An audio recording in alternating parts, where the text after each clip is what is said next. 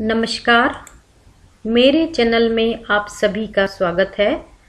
मैं डॉक्टर अंजू ओझा आज आपको कृषि एवं जल तथा सिंचाई के बारे में बताने जा रही हूँ। इसके पूर्व के वीडियो में हमने कृषि की उत्पत्ति के बारे में अध्ययन किया था। आज हम यहाँ अध्ययन करने जा रहे हैं कृषि एवं जल तथा सिंचाई के बारे में। तो सबसे पहले हमें ये जानने की आवश्यकता है कि सिंचाई की आवश्यकता क्यों होती है। तो जल फसलों के लिए एक आवश्यक जीवन संचार का साधन है। यदि जल नहीं होगा तो फसलों में ग्रोथ नहीं होगी, ग्रोथ नहीं होगी तो किसी प्रकार का प्रोडक्शन नहीं होगा। पौधों के लिए जल एक प्राकृतिक साधन के रूप में महत्वपूर्ण तथ्य माना गया है। इसलिए जल का कृषि में उपयोग की दृष्टि से महत्वपूर्ण स्थान है।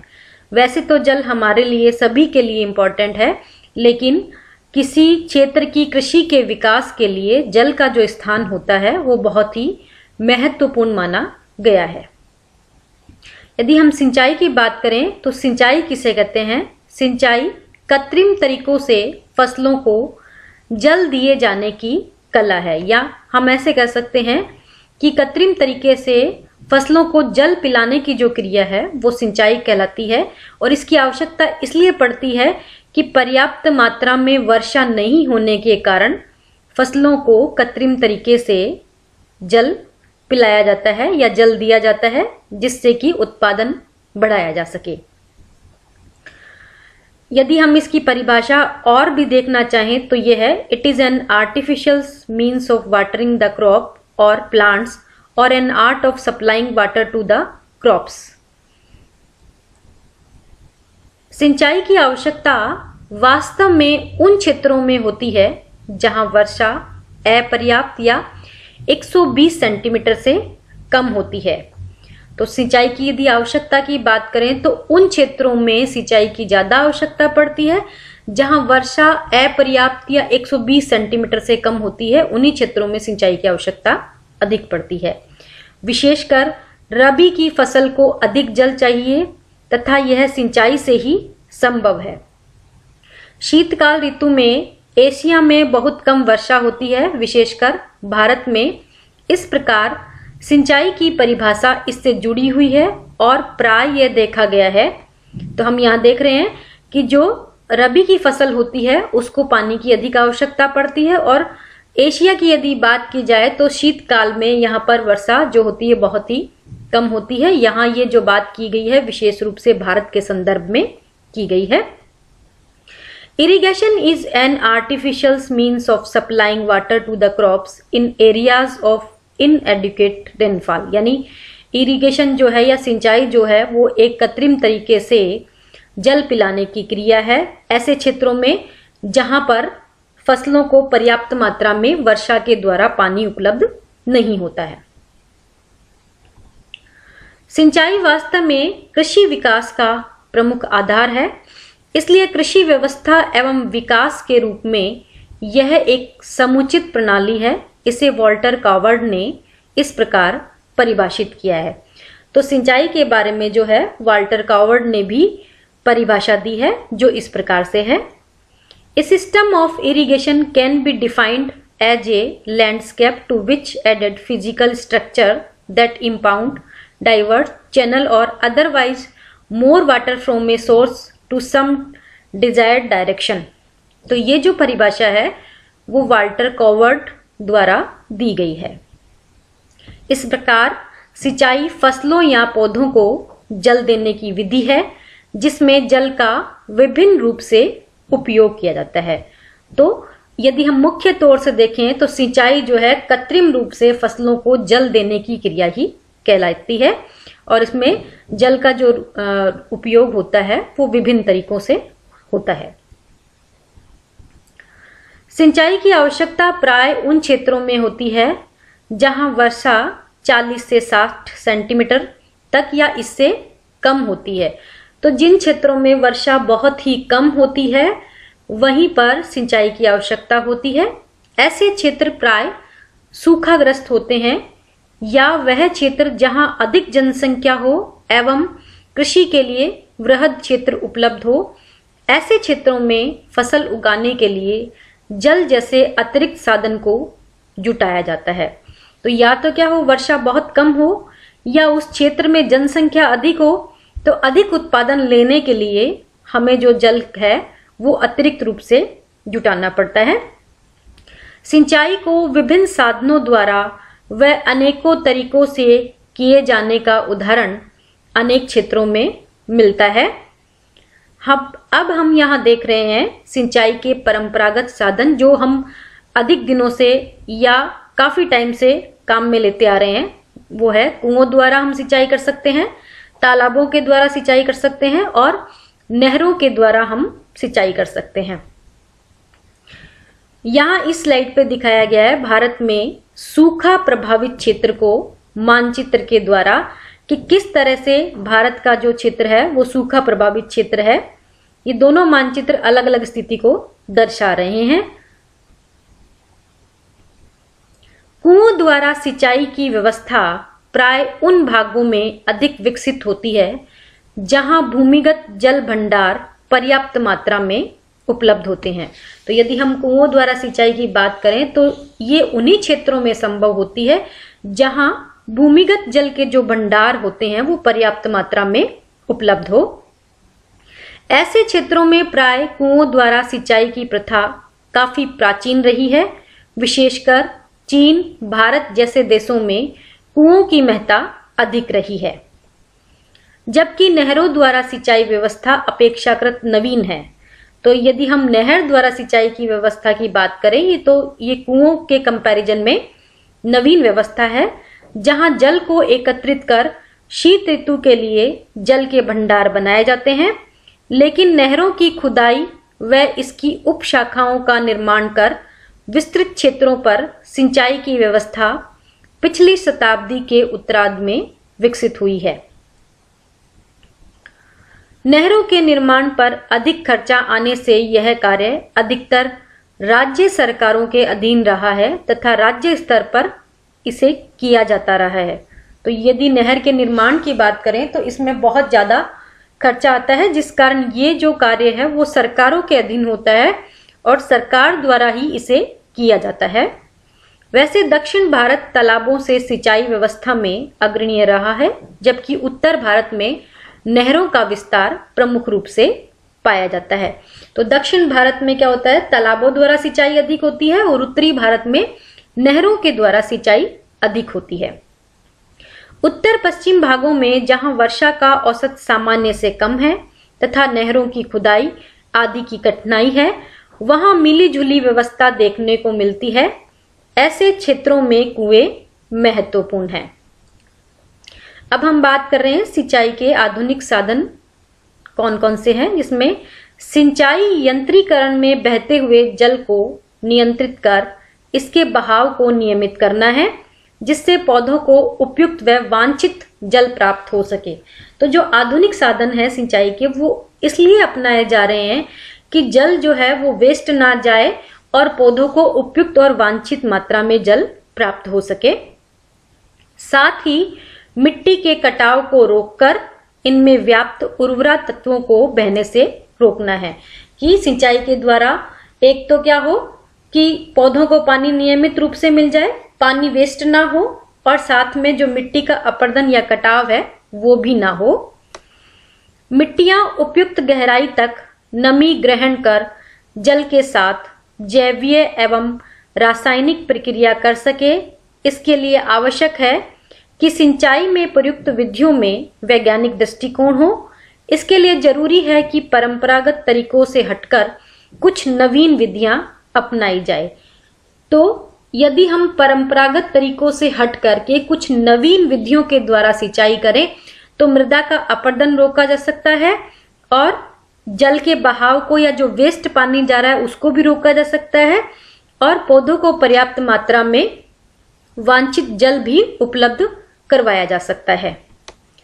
तो यहाँ हम देख रहे हैं सिंचाई की कुछ प्रमुख नवीन तकनीक है या विधियां हैं। उसमें खेतों की व्यवस्था, बेसिन सिंचाई, दिन व रात में सिंचाई, ड्रिप सिंचाई और सिंचाई के आधुनिक साधनों में मुख्य रूप से यांत्रिकी सिंचाई का ही महत्व है, यानी यांत्रिक रूप से या प्रॉपर मैनेजमेंट के थ्रू सिंचाई की जाए। इसके अंतर्गत सिंचाई की तकनीक, पद्धति एवं प्रकारों पर विशेष रूप से ध्यान दिया जाता है। तो यांत्रिक सिंचाई जो होती है, मैकेनाइज्ड इरिगेशन जो होता है, उसमें सिंचाई की तकनीक पर, उसके मेथड पर और उसके टाइप्स पर, सभी पर ध्यान दिया जाता है। अब हम यहाँ बात कर रहे हैं सिंचाई की नवीन तकनीक के बारे में। वर्तमान में प्रयुक्त सिंचाई पद्धति के साथ साथ निम्नलिखित प्रकार की सिंचाई तकनीकें जो हैं वो अपनाई जा रही हैं, जिसमें है समपटल सिंचाई, दूसरा है स्थानिक तकनीक, तीसरा है बूंद बूंद तकनीक, चौथा है फंवारा तकनीक और पांचवा है केंद्र बिंदु छिड़काव तकनीक और नंबर 6 है चक्रीय तकनीक। अब हम यहां देख रहे हैं खेतों की व्यवस्था के बारे में।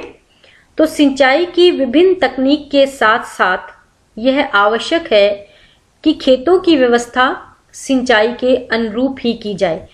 यदि हमने जो है सिंचाई की अच्छी तकनीक तो काम में ले ली, लेकिन खेत की व्यवस्था या फील्ड्स का जो अरेंजमेंट है वो नहीं किया, तो वो जो सारी तकनीक होगी वो बेकार हो जाएगी। इसलिए विभिन्न तकनीक अपनाने के साथ साथ में हमें खेतों की व्यवस्था भी उस सिस्टम के अकॉर्डिंग करनी चाहिए। अतः खेतों की व्यवस्था महत्वपूर्ण तथ्य है जो हम निम्न प्रकार से कर सकते हैं, या वो जो निम्न प्रकार से मिलती है। जोतों के आकार, बेसिन सिंचाई, दिन व रात में सिंचाई और ड्रिप सिंचाई तकनीक, इस तरह से हम व्यवस्था कर सकते हैं। अब हम बात कर रहे हैं जोतों के आकार के बारे में, साइज ऑफ होल्डिंग्स के बारे में, कि जोत जो है उसका आकार किस प्रकार का हो। खेतों के आकार के आधार पर जोतों की विभिन्न व्यवस्था पाई जाती है। यह सिंचाई के अनुरूप होनी चाहिए। तो जोत का आकार जो है वो भी सिंचाई के अनुरूप होना चाहिए, जिसे खेतों के खंड कहा जाता है। तो जोत होते हैं उसे खेतों के खंड कहा जाता है। सिंचाई की यांत्रिक व्यवस्थाओं में छोटे आकारों के खंड तैयार किए जाते हैं। यह सिंचाई के लिए आवश्यक दशा होती है। तो यदि हम यांत्रिक सिंचाई की बात करें तो उसके लिए आवश्यक है कि छोटे आकार के जो खंड हैं उनको तैयार किया जाए। यह विभिन्न आकार किस हिसाब से किए जाएं, यह उस क्षेत्र के धरातल पर निर्भर करता है। तो ये जो विभिन्न आकार भी हैं वो किस तरह से किए जाएं, वो उस क्षेत्र में किस तरह का धरातल है उस पर भी निर्भर करता है। विभिन्न स्वरूप वाले आकार या खंड के माध्यम से जल विभिन्न गति रखता है। जल की गति का सुगम प्रवाह बनाए रखने के लिए यह आवश्यक है कि टुकड़े क्षेत्र के अनुरूप हो। तो जल की गति को यदि सुगम बनाए रखना है तो उसके लिए आवश्यक है कि जो टुकड़े हैं वो क्षेत्र के अनुरूप हो, जिस तरह का क्षेत्र हो उसी के अनुरूप हो। इनमें निम्नलिखित प्रकारों के खंड या टुकड़ों की व्यवस्था पाई जाती है, जो है आयताकार खंड, त्रिभुजीय खंड या गोलाकार खंड। तो इस तरह से जो खंड या टुकड़ों की व्यवस्था पाई जाती है। अब हम बात कर रहे हैं आयताकार खंड। ये प्राय समतल भूमि के खेतों में पौधों को जल देने के लिए बनाए जाते हैं। तो जो आयताकार खंड होंगे वो समतल भूमि में बनाए जाएंगे और इस प्रकार के आकार सामान्यतः सभी क्षेत्रों में बनाए जाते हैं, यानी ये कॉमन होते हैं और ये सभी क्षेत्रों में बनाए जा सकते हैं, क्योंकि कृषकों के लिए यह व्यवस्था आसान रहती है। तो आसान होने के कारण कृषक जो है आयताकार खंड जो होते हैं वो आसानी से बना सकते हैं। दूसरा है त्रिभुजीय खंड। यह व्यवस्था प्राय उन क्षेत्रों में अपनाई जाती है जहां भूमि समतल न होकर के टेढ़ी मेढ़ी होती है। तो यदि भूमि समतल नहीं है, टेढ़ी मेढ़ी है, तो उस क्षेत्र में त्रिभुजीय खंड बनाए जाते हैं। खेतों का आकार भी तिरछा होने के कारण ऐसे त्रिभुज तैयार किए जाते हैं। यानी यदि जो भूमि है वो समतल नहीं है और टेढ़ी मेढ़ी है या खेतों का जो आकार है वो तिरछा है तो त्रिभुजीय खंड तैयार किए जाते हैं। जल खंड में अधिक लंबे समय तक बना रहता है या फिर सीधा निकल जाता है। तीसरे प्रकार के खंड है गोलाकार खंड। इस प्रकार के खंड प्राय बहुत ही कम बनाए जाते हैं क्योंकि इनमें बहुत अधिक समय लगता है। तो गोलाकार खंड जो है वो बहुत कम बनाने का कारण है, इस खंड को बनाने में कृषक को समय अधिक लगता है, इसलिए कृषक की जो इच्छा होती है वो आयताकार खंड को बनाने की अधिक होती है। विभिन्न प्रकार के खंडों का निर्माण विशेष परिस्थितियों व कारणों या उद्देश्यों से ही किया जाता है। इनमें जो कुछ परिस्थितियां हैं वो इस प्रकार से हैं। जल प्रवाह, खेतों में जल का उचित वितरण, सिंचाई में अधिक दक्षता और क्षेत्रीय अनुकूलता, ये जो हैं, और कम लागत, ये इस तरह से कुछ परिस्थितियां हैं जिनके कारण खंडों का निर्माण विभिन्न उद्देश्यों से किया जाता है। यहां इस स्लाइड पे हम देख रहे हैं net irrigated area in India को दिखाया गया है मानचित्र के माध्यम से। अब हम बात कर रहे हैं सिंचाई पद्धति के बारे में, इरिगेशन मेथड्स के बारे में। विभिन्न जलवायु क्षेत्रों में सिंचाई की पद्धति का बहुत महत्व होता है, विशेषकर शुष्क व अर्ध शुष्क प्रदेशों में जहां शुष्कता बनी रहती है तथा मिट्टियां भी शुष्क रहती है, उनमें सिंचाई द्वारा जल देने पर जल का नुकसान अधिक होता है क्योंकि अधिकांश जल मिट्टियों द्वारा सोख लिया जाता है या फिर गर्मी से वाष्प बनकर के उड़ जाता है। ऐसी स्थिति में सिंचाई की विशेष तकनीक या पद्धति ही अधिक सार्थक व उपयोगी होती है। तो ऐसे क्षेत्रों जहां पर वाष्पीकरण अधिक होता है वहां पर जो है अधिकांश जल मिट्टियों द्वारा सोख लिया जाता है और वाष्प बनकर के उड़ जाता है, तो वहां पर हमें एक नवीन तकनीक के द्वारा जो है सिंचाई करनी चाहिए ताकि वो अधिक सार्थक हो सके। शुष्क प्रदेशों में व खारे जल से सिंचाई की निम्न पद्धतियां सुझाई गई है। तो शुष्क प्रदेशों में और जो खारा जल होता है उसके द्वारा जो सिंचाई की पद्धतियां हैं वो इस प्रकार से है। खाई या नाली का सिंचाई, लवणीय जल का उपचार, ये दो प्रकार की सिंचाई व्यवस्था है जिसमें हम पहली देख रहे हैं खाई या नाली का सिंचाई। खाई या नाली का सिंचाई का प्रयोग मिस्र के मरुस्थलीय भाग में किया जाता है। तो खाई या नाली का जो सिंचाई होती है वो मिस्र के मरुस्थलीय भाग में किया जाता है क्योंकि वहां पर पौधों के द्वारा या वाष्पीकरण की जो क्रिया होती है वो अधिक तीव्र होती है। भूमिगत जल अधिक गहराई पर होने से पौधों को उपलब्ध नहीं हो पाता है और सिंचाई करने पर अधिकांश जल अंदर प्रवेश कर जाता है। तो मरुस्थलीय भाग में ये प्रॉब्लम होती है कि जो भूमिगत जल होता है वो तो अधिक गहराई पर उपलब्ध होता है, इसलिए पौधों को मिल नहीं पाता, और यदि हम सिंचाई करते हैं तो अधिकांश जल जो है वो मिट्टी के द्वारा सोख लिया जाता है। तो इस समस्या से बचने के लिए कुछ गहराई की खाइयां या नालियां खोदी जाती है क्योंकि इस सिंचाई का नाम ही है खाई या नाली का सिंचाई। तो जो गहरी खाई या नालियां खोदी जाती है यह करीब 1 मीटर से 1.5 मीटर तक गहरी होती है और इनके नीचे चद्दर या प्लास्टिक कवर कर दिया जाता है। पुनः मिट्टी भरकर कुछ गहराई पर ही रखा जाता है। तो पहले क्या करेंगे, नाली या खाई बना देंगे जिसकी गहराई 1 या 1.5 मीटर तक होती है, फिर उसमें प्लास्टिक बिछा दिया जाता है और उस पर कुछ मिट्टी डाल दी जाती है और उसके बाद में उस पर पौधारोपण किया जाता है, जिससे क्या होता है, जल सीधे खाइयों में बहता हुआ पौधों को मिल जाता है। तो जो जल है वो नीचे भूमिगत नहीं हो पाता और पौधों को मिल जाता है और उस प्लास्टिक कवर के कारण वो उस प्लास्टिक कवर के ऊपर ही रहता है तथा अधिक गहराई में मिट्टियों द्वारा भी नहीं सोखा जाता। इस जल का वाष्पीकरण भी कम होता है। इस प्रकार की व्यवस्था को खाई या नाली का सिंचाई कहा जाता है। अब हम यहाँ देख रहे हैं लवणीय जल का उपचार किस तरह से किया जाए ताकि उसको सिंचाई में काम में लिया जा सके। तो मरुस्थलीय भागों में या शुष्क भागों में खारे जल की समस्या आम होती है। भूमिगत जल अधिकतर खारा होता है तथा इस जल से सिंचाई करने पर पौधे विकसित नहीं हो पाते।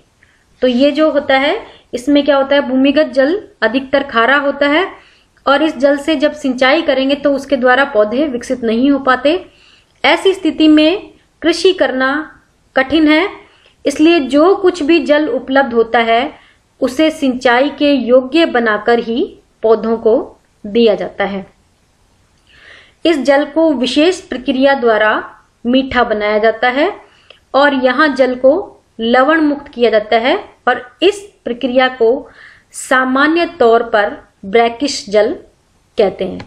तो ये विशेष उपचार के द्वारा जो लवणीय जल होता है उससे लवण हटा करके उसको खारे से मीठा बनाया जाता है और इस प्रक्रिया को सामान्य तौर से ब्रैकिश जल कहते हैं।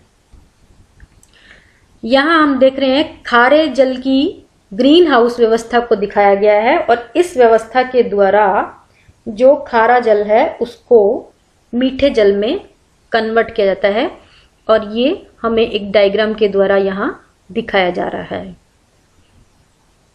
अब हम बात कर रहे हैं बेसिन सिंचाई के बारे में।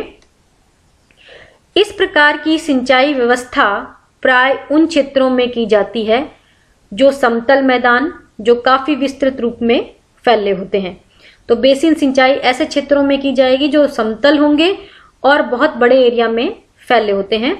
सामान्यतः ऐसे क्षेत्रों में संपूर्ण मैदानी भाग जो एक खेत का ही रूप होता है में पाइप द्वारा नहरी जल छोड़ दिया जाता है। इस प्रकार उस समस्त क्षेत्र में जल भर जाता है। ऐसे क्षेत्र प्राय उन फसलों के लिए उपयुक्त होते हैं जिन फसलों को अधिक मात्रा में जल की आवश्यकता होती है, जैसे कि चावल के खेत। तो जो चावल के खेत है उसमें हमने देखा है हमेशा जो चावल के खेत होते हैं उनमें हमेशा पानी भरा रहता है। तो ये जो बेसिन सिंचाई है वो ऐसे क्षेत्रों के लिए उपयुक्त रहती है। इन क्षेत्रों में छोटे छोटे खेत भी बने रहते हैं जिनके सहारे जल की अधिक मात्रा मिट्टियों में भेज सके और लंबे समय तक नमी बनी रहे। ऐसे क्षेत्रों में सिंचाई के लिए अधिक मेहनत नहीं करनी पड़ती है। अब हम यहाँ देख रहे हैं दिन व रात में सिंचाई। सिंचाई की विभिन्न पद्धतियों में नवीन व वैज्ञानिक पद्धति है दिन व रात में सिंचाई करने की कही जा सकती है। ताप व प्रकाश के अभाव में रात्रि में जल मिलने पर रासायनिक व जैविकीय प्रक्रियाओं में होने वाली संश्लेषण प्रक्रियाएं भिन्न रूप से होती है, इसलिए इनका सीधा प्रभाव पौधों की वृद्धि व विकास पर पड़ता है जो उत्पादन के रूप में प्रकट होता है। तो रात्रि में क्या होता है, ताप व प्रकाश का अभाव होता है जिस कारण इस समय जो सिंचाई की जाती है उसका प्रभाव पौधों के उत्पादन पर दिखाई देता है। यदि पौधों के विकास में समय पर वांछित प्रक्रियाएं व संश्लेषण होने दिया जाए तो अधिक जल्दी वृद्धि होकर अधिक उत्पादन प्राप्त होगा। तो पौधे के विकास की यदि बात की जाए तो उसमें जो वांछित प्रक्रियाएं और संश्लेषण की क्रियाएं हैं उनको होने दिया जाए तो जो उत्पादन होगा वो भी अधिक होगा और वृद्धि भी जल्दी होगी। इसी प्रकार विभिन्न जीवाणु भिन्न तापमान पर विभिन्न रासायनिक तत्वों पर विकसित होते हैं। शीत ऋतु में दिन में सिंचाई करने पर रात्रि में शीत का प्रभाव पौधों पर कम होता है। तो यदि सर्दियों में या शीत ऋतु में रात्रि में सिंचाई की जाए तो शीत का प्रभाव जो पौधों पर होता है जिसके कारण कई पौधे मुरझा जाते हैं या मर जाते हैं या नष्ट हो जाते हैं, वो इस तरह का प्रभाव या उस प्रभाव को वो कम कर देती है। नियमित रूप से वर्ष भर की जाने वाली सिंचाई व पौधों पर इसके प्रभाव के अध्ययन की आवश्यकता है। अब हम यहाँ देख रहे हैं ड्रिप सिंचाई तकनीक या ड्रिप इरिगेशन। इस व्यवस्था में बूंद बूंद जल दिया जाता है। तो इस प्रकार की व्यवस्था में क्या होता है, पौधे को सिंचाई के रूप में बूंद बूंद रूप में जल दिया जाता है। जल को नष्ट होने से बचाने व एक एक बूंद का उपयोग करने की दृष्टि से नवीन तकनीक में ड्रिप सिंचाई अधिक सार्थक मानी जाती है। तो जिन जिन नवीन तकनीकों की हम बात कर रहे हैं उनमें सब में जो ड्रिप सिंचाई है वो अधिक ही सार्थक है। यह वास्तव में पाइप द्वारा सिंचाई व्यवस्था का ही विकसित रूप है। इसमें पौधे के तने के पास ही रेगुलेटर लगाकर जल को बूंद बूंद के रूप में दिया जाता है, जिससे जल की वांछित मात्रा ही पौधे को मिल सके। तो इस विधि के द्वारा पानी जो है बूंद बूंद रूप में दिया जाता है, जिस कारण पौधे को वांछित रूप में पानी मिल जाता है और जल जो है वो व्यर्थ नहीं बहता और वाष्पीकरण भी जो होता है वो अधिक नहीं होता। इसी प्रकार सिंचाई के नवीन यांत्रिक साधनों का उपयोग जैसे फव्वारा या छिड़काव या केंद्र बिंदु से जल छोड़ना आदि ऐसी ही विधियां हैं। यद्यपि यह अधिक महंगा साधन है और अधिक समझ व सूझबूझ की जरूरत पड़ती है, इसलिए गरीब देशों में इसका प्रचलन जो है अभी नहीं हो पाया है। जापान इसका अधिकतम उपयोग करता है क्योंकि जापान एक विकसित देश है और वो महंगे साधन जो है उनके द्वारा भी कृषि कर सकता है। दुनिया के विकसित राष्ट्रों में इस पद्धति का प्रचलन विगत कुछ वर्षों से बढ़ता जा रहा है, क्योंकि जनसंख्या वृद्धि जल की समस्या का प्रमुख कारण बनती जा रही है। तो इस प्रकार की जो तकनीक है उसका प्रचलन बढ़ने का मुख्य कारण ये भी होता है कि लगातार बढ़ती हुई जनसंख्या को खाद्यान्न आपूर्ति करने के लिए जो जल जो है एक इम्पॉर्टेंट फैक्टर बन जाता है और जल की समस्या भी इसके लिए प्रमुख रहती है। भारत इन राष्ट्रों में अधिक अग्रणीय रहा है, जहां धीरे धीरे सरकारी अनुदान के आधार पर इस प्रकार की तकनीक का उपयोग व्यापक रूप से होने लगा है। इसी के साथ यह विषय यहीं समाप्त होता है और इस स्लाइड पर पुस्तक संदर्भ दिया गया है कि यदि आप कृषि भूगोल से संबंधित किसी भी टॉपिक का विस्तृत अध्ययन करना चाहें तो ये यहाँ पर पुस्तक संदर्भ है। अंत में आप सभी का धन्यवाद। मेरे चैनल को लाइक एवं सब्सक्राइब करना ना भूलें। पुनः आप सभी का एक बार धन्यवाद।